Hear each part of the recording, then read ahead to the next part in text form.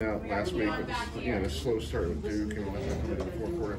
Do you feel like you today wanted to come out fast and ready to just put that stuff on the board? Yeah, we emphasized that a lot this week, start to finish, coming out fast. I feel like we did that. We came out first drive, scored. I feel like there was a couple possessions, obviously penalties. Beat you up when we were freaking second and 40, 30 at some point. Got to keep ourselves out of those situations. But at the end of the day, I mean, pass interference calls, holding on Casey when it's a close call. But yeah, man, came out to fight and defense came up big too. You could have Trey, in the back with a big run. Yeah, I mean, when you just hit the ball off or throw a screen and they take it the long way, it's the best. It's an easy job for me. Get my passing yards up a little bit. But yeah, man, the offensive line came up big today on those screen plays, real big. I know before the season we talked a little bit about how Trey was trying to improve as a pass catcher. Yeah. How big was to see him catch that ball and take it 80 yards? For his confidence in that aspect of the game. He came up to me and he said, "I need one more yard. I need one more yard." I guess he had 99 yards receiving. Yeah, man, I'm happy for him. He's a really hard worker. He's a great teammate. I'm so thankful to have him next to me all the time, man. I mean, like I said before, you throw a screen and take it whatever 75, 80 yards, and it makes your job a lot easier. I'm very grateful for him. With you guys being 8-0, talk about how it's just really important just to stick with just each and every week and not looking forward. Yeah, it's very important. I feel like this team does a really good job at that. I mean, we take everything. We want to be 1-0, 1-0 on the day. We take everything day by day. We don't take it week by week. It's kind of day by day. I mean, the good Lord wakes you up in the morning. I got to make the most of the opportunity. So Coach Norvell emphasizes that a lot, man. So I mean, I think this team is very mature when it comes to that. There's guys in here that's been here for 4 or 5 years, through a lot of ups and downs. So I think this team is very even-keeled. I mean, our minds are locked in on a day in front of us and the game in front of us. Does P1 do anything that surprises you anymore? That 180 catch in the end. Yeah, I mean, I've seen a lot, whether it's in practice, on the game. I'm so happy for him, proud of him. I mean, it makes my job easy once again, just throwing the ball up. And the guys like that go make plays. Wish on that one we were going into, I don't know what that's called, the big board over there. The ball low.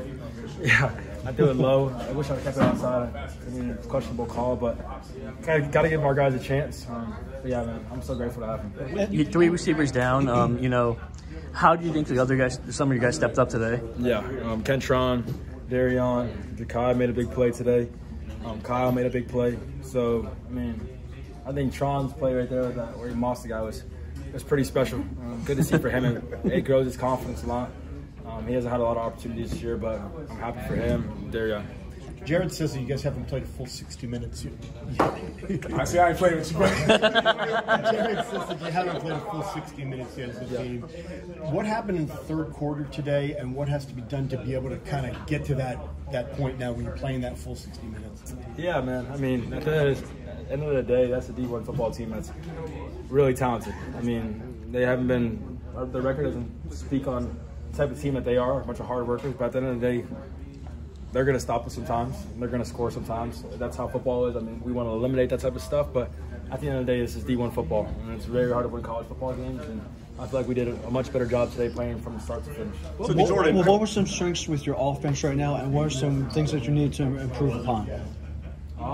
Strengths, our offensive line, our receiving. I mean, we have a lot of strengths, but we can improve on every part of our game. There's so much room for improvement. We haven't even reached close to our potential, so What was it like to see the crowd? Half the stadium was in Garnet at a road game. What was that? It felt like a bowl game almost. Yeah. What was like that? What was that like? I mean, it's so special. I mean, playing for Florida State is a blessing in itself, and our fans are the best. They're so supportive. I mean, it makes it feel like a home game. I mean, it means more in the world. I mean, when you feel like you're at home, when you're not at home. We always say we're all we got, we're all we need, and we know we got our fans on our side all day long, so we're grateful for them. When it's Keon out one-on-one like that, when the safety kind of scoots in, is that an automatic when they're playing soft coverage? I'm going to give it before and make him make a play. Yeah. Let him make a play.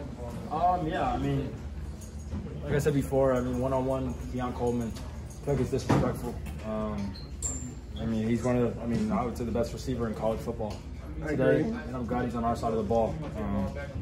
every time we get a one-on-one, I mean, I want to give him a chance. I got to give him a chance to put the ball up so he can go up and get it instead of low. I'm going to continue to go with that, but yeah, man, I feel like it's disrespect when you have Keon Coleman one-on-one with no safety. So we all know that your legs are pretty lethal. Are you trying to be focused on more being a pocket passer? I'm just doing whatever the game plan tells me to do. I'm not trying to do too much. I got 10 guys around me that are great players. So I got to trust the running backs, trust the receivers, trust the tight ends, trust the O-line. So, I mean, just trying to play within the game plan, go through my reads, and if everything's out there, I mean, take off and run. What went through your mind when you saw off coverage with Keon to the field? I mean, when you had to really, like, yeah. What you think? Oh, God. I don't really know what to think. I mean, I saw the safety fit in.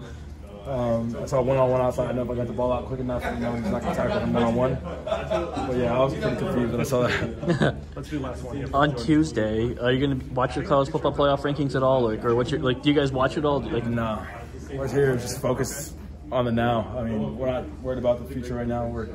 I told you, if the good Lord wakes us up in the morning and gives us opportunity, we're going to take advantage of that. So we're just taking it day by day, man. We're not really worried about rankings and all that stuff. We can't control that stuff, so control the controllables and just be ourselves. Now, you might have already been asked this question. Obviously, do you feel like you've gotten healthier than you were against Clemson and Boston College? Do you feel like you're playing your best football this season right now? I don't think I'm playing my best football. I really don't.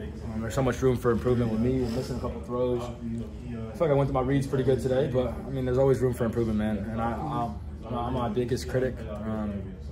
So there's times out there where I miss a throw when it comes to the sideline.